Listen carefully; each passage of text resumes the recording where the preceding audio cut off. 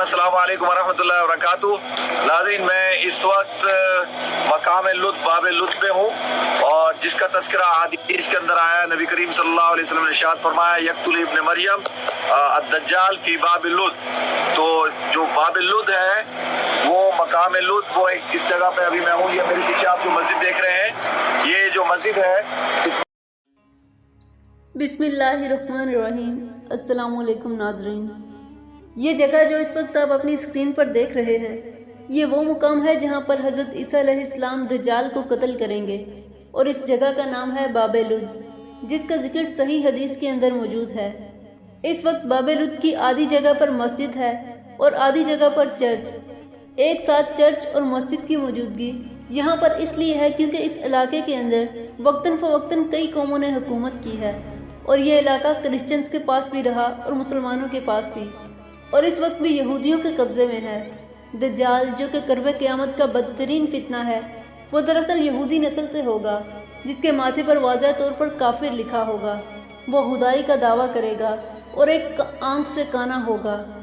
इसके माथे पर काफिर लिखा होगा और ये सिर्फ अहले ईमान ही देख सकेंगे। जिनके अंदर ईमान है इन्हें ये नज़र आ जाएगा, और जो मुनाफिक हैं वो इसे नहीं पहचान पाएंगे। वो बड़ी ताकतें लेकर के आएगा और लोगों को बहुत बड़ी आजमाइश में डाला जाएगा, इस तौर पर कि वो लोगों को दिखाएगा पानी बरसाकर, ज़मीन से सब्ज़ा उगाकर। तुम जो मांगोगे वो उसी वक्त हाजिर करके दिखाएगा। तुम सोना मांगोगे वो सोना हाजिर करेगा, तुम चांदी मांगोगे वो चांदी हाजिर करके दिखाएगा। वो लोगों से कहेगा कि मैं तुम्हारा खुदा हूँ जिसकी तुम इबादत करते थे, और मैं आज ज़मीन पर उतर पड़ा हूँ। तो जो इसे मान लेगा वो काफिर हो जाएगा, और जो नहीं मानेगा वो उसे सख्त सजाएं देगा, यहाँ तक कि तेल को गरमाएगा और मोमनों को इसमें डालेगा। 70,000 अस्फहान के यहूदी दज्जाल के साथी होंगे। इनमें से ज़्यादातर औरतें इसके साथी होंगी। वो बहुत ही तेज़ी से सफ़र करेगा और दुनिया के चक्कर लगाएगा। सिवाय मक्का और मदीना के अलावा वो दुनिया में हर एक जगह पर दाखिल होकर अपनी तबलीग करेगा। इमाम मेहदी अलैहिस्सलाम के ज़हूर के बाद दज्जाल दुनिया के अंदर ज़ाहिर होगा, और इससे पहले इसके पैरोकार, इसकी तमाम फ़ौज और इसके नेटवर्क पोशी, यानी इसे बादशाह बनाना बाकी होगा।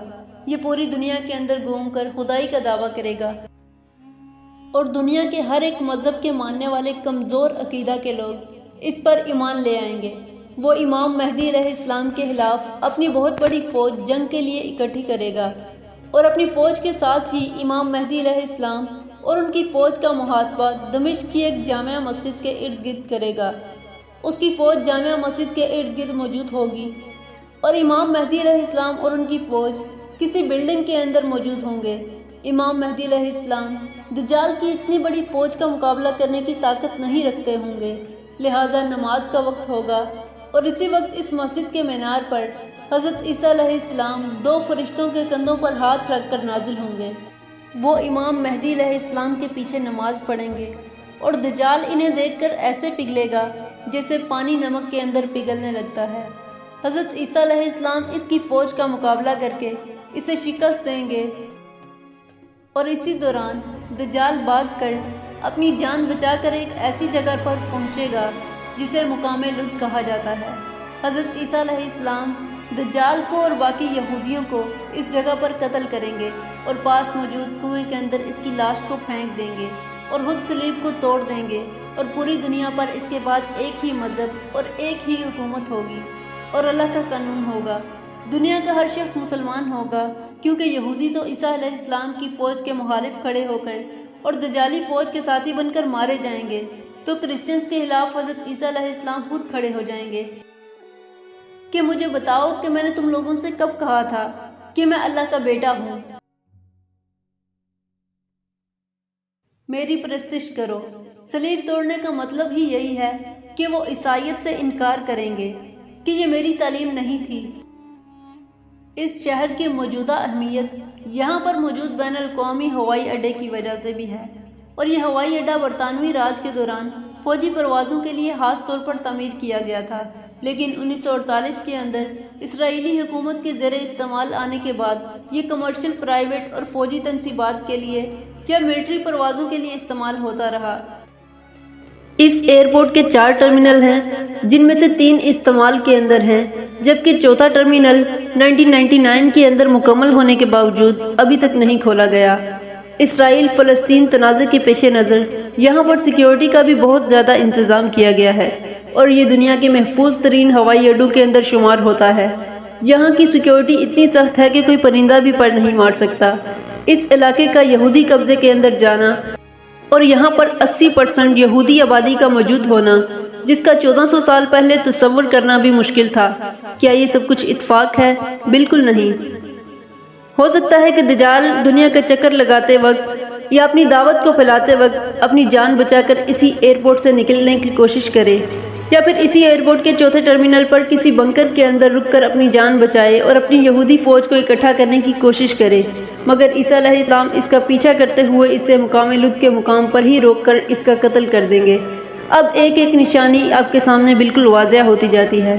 حضرت عائشہ رضی اللہ تعالیٰ عنہ بیان فرماتی ہے کہ رسول اللہ صلی اللہ علیہ وآلہ وسلم ایک دن میرے گھر تشریف لائے تو دیکھا کہ میں رو رہی تھی۔ آپ نے پوچھا کہ عائشہ کیوں رو رہی ہو؟ میں نے عرض کیا کہ یا رسول اللہ صلی اللہ علیہ وآلہ وسلم، آپ نے دجال کا ذکر اس طرح سے فرمایا ہے کہ غم کے اندر بے ساختہ مجھے رونا آ گیا۔ آپ نے فرمایا کہ اگر وہ نکلا اور اس وقت میں موجود ہوا تو تمہاری طرف سے میں اس سے نمٹ لوں گا، اور اگر وہ میرے بعد نکلا تو پھر یہ بات یاد رکھنا کہ تمہارا پروردگار کانا نہیں ہے، جبکہ دجال کانا ہوگا۔ جب وہ نکلے گا تو اصفہان کے یہودی اس کے ساتھی ہوں گے۔ جب وہ مدینہ آئے گا وہاں پر ایک طرف آ کر اترے گا۔ اس وقت مدینہ کے 7 دروازے ہوں گے اور ہر دروازے پر فرشتے نگران ہوں گے جو اس کو اندر آنے سے روکیں گے۔ ہاں، لیکن مدینہ کے اندر جو بدعمال لوگ آباد ہیں وہ نکل کر خود اس کے پاس چلے جائیں گے۔ تب حضرت عیسیٰ علیہ السلام اس دنیا پر نزول فرما چکے ہوں گے اور وہ یہاں پر اس کو قتل کریں گے۔ پھر حضرت عیسیٰ علیہ السلام 40 سال تک ایک انصاف کرنے والے حکمران کی حیثیت سے زمین پر زندہ رہیں گے۔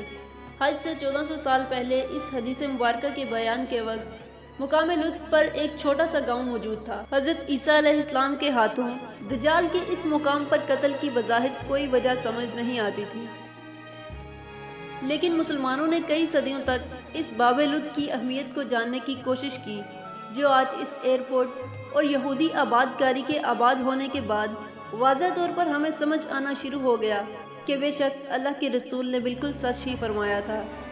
دوستو، ویڈیو انفارمیٹیو لگی ہو تو ویڈیو کو لائک کریں اور چینل کو سبسکرائب کریں تاکہ مزید ایسی ویڈیوز آپ تک بآسانی پہنچ سکیں۔